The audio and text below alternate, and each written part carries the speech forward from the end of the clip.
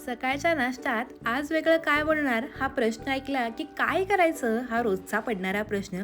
पोहे नको, उपमा नको, मग वेगळं काय बनवायचं, म्हणूनच आजची ही मस्त रेसिपी. नमस्कार, मी शिवाडी तुम्हा सर्वांचं माझ्या यूट्यूब चॅनलवर अगदी मनापासून स्वागत करते. आजची रेसिपी ना अगदी मस्त आणि साधी सोपी घरातल्या साहित्यामध्ये बनते, तेही अगदी झटकीपट. चला तर मग आपण सुरुवात करूयात. त्यासाठी सुरुवातीला ही रेसिपी करण्यासाठी मी एका मोठ्या भांड्यामध्ये अर्धी वाटी इतका हा रवा घेतलाय. आता हा जो रवा आहे हा बारीक असावा आणि हा कच्चा रवा असावा. हा रवा अजिबात भाजून घ्यायचा नाहीये. आता हा रवा आपण एका बाउलमध्ये काढून घेऊयात. ज्या वाटीने मी रवा मोजून घेतला तर त्याच वाटीनं मी अर्धी वाटी इतकं गरम पाणी वापरते आणि ते या रव्यामध्ये घालते, जेणेकरून हा जो रवा आहे हा चांगला भिजला जाईल. रवा आणि पाणी आता आपण हे दोन्ही चांगलंसं मिक्स करून घेणार आहोत. पाण्याचं जे प्रमाण आहे ते मी अगदी परफेक्ट सांगितले. तुम्ही देखील ह्याच प्रमाणात ही रेसिपी नक्की बनवून बघा. रवा आणि पाणी हे सगळं बघा चांगलंसं मिक्स करून झालेलं आहे. त्यानंतर इथं मी 2 मध्यम आकाराचे बटाटे उकडून घेतले, त्यावरची सालं काढून घेतली. आता ही उकडून घेतलेले जे बटाटे आहेत ते आपण ह्या रव्याच्या मिश्रणामध्ये अशा पद्धतीनं खिसून वापरतोय. बटाट्यामुळं ह्या रेसिपीची चव तर खूप छान लागते, त्याबरोबर ह्या रेसिपीला छान असं बाइंडिंग पण येतं. इथं मी बटाटे खिसून घेते, तुम्ही हवं तर मॅश पण करून घेऊ शकता. त्यानंतर अर्धा इंच खिसून घेतलेलं आलं वापरले. आल्याचा जो काही फ्लेवर आहे तो पण खूप छान लागतो. आवडत नसेल तुम्ही ते स्किप पण करू शकता. त्यानंतर 1 चमचा इतकी मी कसुरी मेथी घातली. 1 चमचा जिरे घालूयात. त्यानंतर 1 चमचा ओवा थोडासा हातावरती आपण घसकुटून घालणार आहोत, जेणेकरून ओव्याचा जो काही फ्लेवर आहे ना तो अगदी मस्त आपल्या रेसिपीला लागतो. त्यानंतर आपण तिखटासाठी 1 चमचा इतके चिली फ्लेक्स वापरतोय. तुम्ही ह्याऐवजी 1 चमचा लाल तिखट पण वापरू शकता आणि 1 हिरवी मिरची बारीक चिरून वापरली. बारीक चिरून घेतलेली मी कोथिंबीर पण घातली, फक्त तो व्हिडिओ माझ्याकडून स्किप झालाय. आता हे सगळे जिन्नस सुरुवातीला आपण चांगलेसे मिक्स करून घेणार आहोत. रवा, पाणी, बटाटे आणि हे सगळे घातलेले जे काही जिन्नस आहेत ते सगळे छान असे मिक्स झाले पाहिजेत. तुम्ही पाहू शकता अगदी छानपैकी असं हे मिक्स झालेलं आहे. आता ह्यामध्ये बाइंडिंग येण्यासाठी ज्या वाटीने रवा घेतला त्या वाटीनं मी 1 वाटी इतकं गव्हाचं पीठ घेतलं. त्यातलं सुरुवातीला थोडं पीठ घालून घ्यायचं आणि त्यात चांगला असा एक घट्टसर गोळा मळायचा आणि त्यानंतर लागेल असं पीठ घालून सगळा गोळा अगदी मस्त मळून घ्यायचा.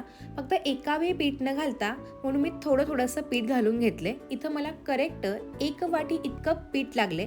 तुम्हाला थोडंसं कमी किंवा थोडं जास्त पण लागू शकतं. फक्त ही रेसिपी परफेक्ट होण्यासाठी आपल्याला हे जे पिठाचं प्रमाण आहे ते थोडंसं घट्टसर ठेवायचं आहे, ज्यामुळे आपल्या रेसिपीला अगदी मस्त टम्मपणा येतो. त्यानंतर चवीनुसार मीठ घातलं आणि 1 चमचा तेल घातलं आणि पुन्हा सगळं बघा मी हे चांगलं मिक्स करून घेतलं. हा जो गोळा आहे तुम्ही जितका चांगला मळाल तितकी तुमची रेसिपी अगदी 100% परफेक्ट होते. झाकण ठेवून 10 ते 15 मिनिटं रेस्ट करून घेऊयात. 10 ते 15 मिनिटं झाली आणि मगाशी आपण जो गोळा तयार केला होता त्यापेक्षा जास्त घट्ट असा गोळा तयार होतो, कारण जसा रवा चांगला भिजतो तसा पुन्हा गोळा थोडासा घट्टसर बनतो. आता पुन्हा हा चांगला मळून घ्यायचा. त्यानंतर ह्यातले छोटे छोटे गोळे करायचे. गोळे करताना आपण ज्या पद्धतीनं पुलक्याला गोळे करतो तर तेवढ्याच आकाराचे गोळे करून घेते मी. साधारणपणे आपण 1 वाटी गव्हाचं पीठ, अर्धी वाटी रवा आणि 2 मध्यम आकाराचे बटाटे ह्यामध्ये 15 ते 16 मध्यम आकाराचे गोळे तयार होतात. तुमचा गोळा कसा मोठा किंवा कसा छोटा आहे ह्यावरती गोळ्याचं प्रमाण कमी किंवा जास्त होऊ शकतं. गोळे करून झाल्यानंतर लाटणं आणि पोळपाटाला आपण थोडंसं तेल लावून घेतोय, जेणेकरून आपली जी रेसिपी आहे ती अजिबात तळाला चिकटणार नाही. त्यानंतर 1 गोळा घेऊन तो मी लाटून घेतला. शक्य असेल तर गोल लाटा किंवा जर तुम्हाला गोल लाटायला जमत नसेल तरी देखील काहीच हरकत नाहीये. तर हे बघा मी संपूर्ण गोळा जो आहे तो मी लाटून घेतला. त्यानंतर एखाद्या डब्याचं झाकण घेतलं ज्याला छान अशी धारदार अशी कडा असेल, त्यामुळं आपण आपल्या रेसिपीला अगदी गोलाकार आकार देऊ शकतो. आता हे बघा अगदी छान असा गोलाकार आकार देऊन घेते, ज्यामुळं आपली रेसिपी एकाच आकाराची आणि एकसारखी दिसेल. त्यामुळे ती लहानांपासून मोठ्यांना खाताना खूपच अगदी मस्त वाटेल. कडेचे काठ काढून घेतले आणि ही पुरी एका ताटामध्ये काढून घेतली. अगदी अशाच पद्धतीनं बाकी पुऱ्या लाटून घेतल्या आणि कडकडीत तेलामध्ये ह्या पुऱ्या छानपैकी तळून घेतोय. पुऱ्या तेलात टाकल्या की 2 मिनटं अजिबात न पलटवता छान अशी वाट बघायची.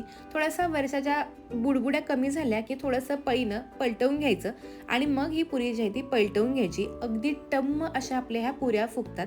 तर आज आपण आलू मसाला पुरी बनवतोय, ज्याला अजिबात कोणत्याही भाजी किंवा चटणीची गरज नाही आहे. त्या अगदी खाताना चविष्ट आणि खमंग लागतात.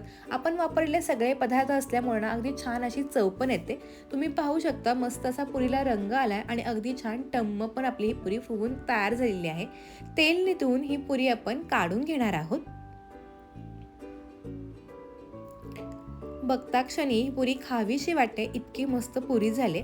आता अगदी अशाच पद्धतीने आपण बाकी संपूर्ण देखील पुऱ्या ज्या आहेत त्या तळून घेणार आहोत. पुऱ्या टम्म फुगण्यासाठी मी एका वेळी एकच पुरी घालते, जेणेकरून सगळ्या पुऱ्या आपल्या अगदी मस्त अशा टम्म फुगतील. पुऱ्या जर फुगत नसेल थोडंसं प्रेस करून ह्या पुऱ्यांना फुगवून घ्यायचं, त्यामुळे पुऱ्या अगदी मस्त अशा टम्म फुगतात. आपल्या मस्त अशा आलू मसाला सुजी पुरी सगळ्यात तयार झाल्यात. बघता क्षणी तोंडाला पाणी सुटते. इथं मी ह्या पुऱ्या दही आणि टोमॅटो केचप सोबत सर्व केलेत. तुम्ही अगदी नुसत्याही खाऊ शकता, इतका मस्त लागतात ह्या. नाश्ता असू दे, संध्याकाळच्या छोट्याशा भुकेसाठी किंवा चहा सोबत काहीतरी वेगळं खायला नक्की बनवू शकता. ह्यातली एक पुरी मी तुम्हाला तोडून दाखवते, जेणेकरून तुमच्या लक्षात येईल की अगदी मस्त टम्म त्याबरोबरच मऊ अजिबात वातड न होणाऱ्या आपल्या ह्या पुऱ्या तयार होतात. दह्यासोबत तर अगदी त्या अप्रतिमच लागतात.